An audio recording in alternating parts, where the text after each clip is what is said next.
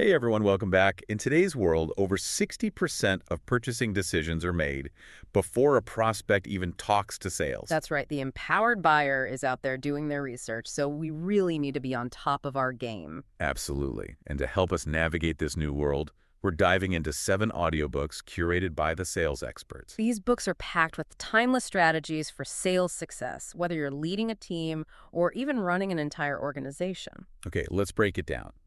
The sales experts start with mindset and motivation. Makes sense. You got to have the right mindset to succeed in sales. Exactly. And they kick things off with the ultimate Jim Rohn library. Jim Rohn was amazing. His teachings are still so relevant today. I know what you mean. Huh. He had this incredible way of connecting timeless principles with the real world. For sure. Now, I'm always a bit wary of those success comes from within kind of messages. But Ron doesn't just offer platitudes. No, not at all. What's a specific takeaway that really resonates with you in the context of sales leadership? One that stands out is the idea that we become the average of the 5 people we spend the most time with. Interesting. Think about that in terms of building a sales team. Okay. Yeah. As a leader, are you surrounding yourself and your team with people who uplift and challenge each other? That's a great point. It's not just about individual motivation, it's about the whole environment. Exactly. And speaking of pivotal moments, the next book is The Day That Turns Your Life Around. Also by Jim Rohn. Yep, this one dives into the concept of those aha moments. Okay, how does Ron approach this idea? Well, he emphasizes that those transformative moments often come disguised as challenges or setbacks. So it's about recognizing the potential turning points that are already present in our daily lives. Right, it's not about waiting for some grand event, it's about perspective. So how can sales leaders use this idea to empower their teams? Instead of viewing every lost deal as a failure, encourage your team to analyze those experiences. What went wrong? What could they have done differently? Turn Sure. those negative moments into opportunities for growth. It's about developing that resilience to thrive in sales. Okay, that makes sense. Now let's shift gears a bit and move into some more specific sales strategies and techniques. Love it. The next book is The Ultimate Sales Machine by Chet Holmes. Oh, I've heard great things about this one. It's a classic for a reason. That makes it so valuable. Chet Holmes was all about focus. He believed in identifying the few vital activities that will have the greatest impact.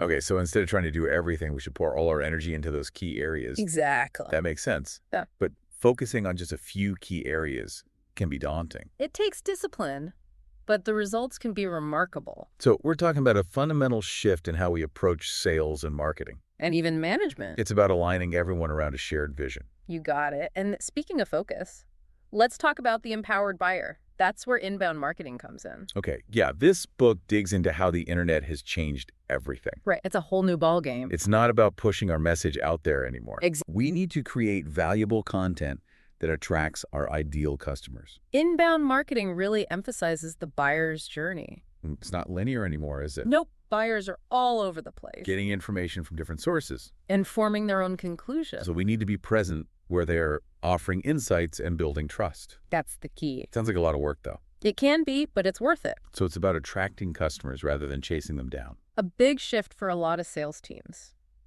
It is, for sure. Speaking of challenging times, the next book is How to Sell When Nobody's Buying. That title is so relevant right now. It really is. Is there a magic formula for closing deals in a down market?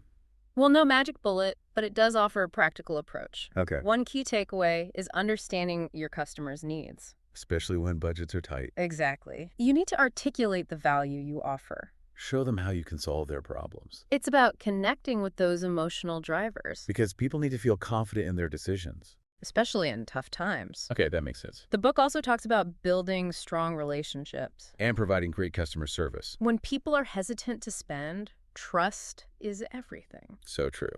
Okay, moving on. Let's talk about The Psychology of Selling by Brian Tracy. Oh, this sounds interesting. It's all about understanding why people buy. The psychology of persuasion I'm in. One key principle is that people buy based on emotion, Oh, really? and then they justify their decisions with logic.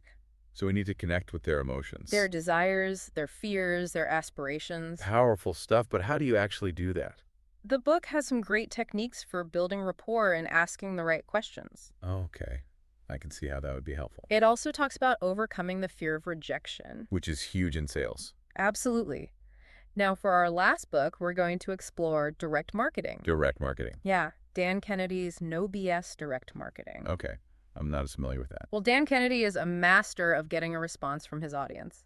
And that's what sales is all about, right? Exactly. So instead of just throwing things out there, we need to be more strategic. And data-driven. Track our results and make adjustments. Precisely. It's about applying those principles to our sales processes. Whether we're leading a team or coaching individual salespeople, I like it. it's about being intentional and measuring our impact.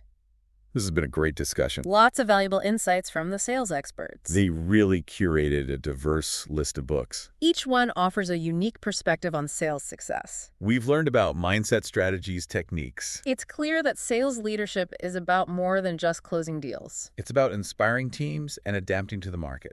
You said it. Well, before we wrap things up, I'd love to hear your final thoughts. Sure. Which of these 7 books stands out to you as the most relevant for sales leaders today? You know, it's tough. They all have great stuff, but if I had to pick just one, I'd say The Ultimate Sales Machine. Really? Yeah, I think that focus on those vital few activities is just so important, I see what you mean. Especially today when there's so much going on, it's easy to get distracted. Yeah, for sure. As leaders, we need to be laser focused on what actually moves the needle. That's a great point, and I think that theme of focus really connects a lot of the ideas we've talked about today. For sure. Whether it's mindset or adapting to the empowered buyer or understanding the psychology of selling. Right. It all comes back to being intentional. Exactly. And that's something our listeners can take action on right away. Absolutely. Don't try to do everything at once. Pick 1 or 2 things and really focus on those. Small changes can make a big difference. You got it. So we've covered these 7 amazing books, A great starting point. but there's so much more out there for sales leaders who want to keep learning. Podcasts, articles, online courses, you name it. The key is to make learning a priority. Just like you prioritize your sales goals. Couldn't have said it better myself. So invest in yourself, invest in your team, and watch your sales success take off. That's the ticket. Thanks for joining us today on this deep dive into sales leadership. It's been a pleasure. Remember, even the best sales leaders are lifelong learners. Keep learning, keep growing, and keep crushing it out there. Until next time. See you then.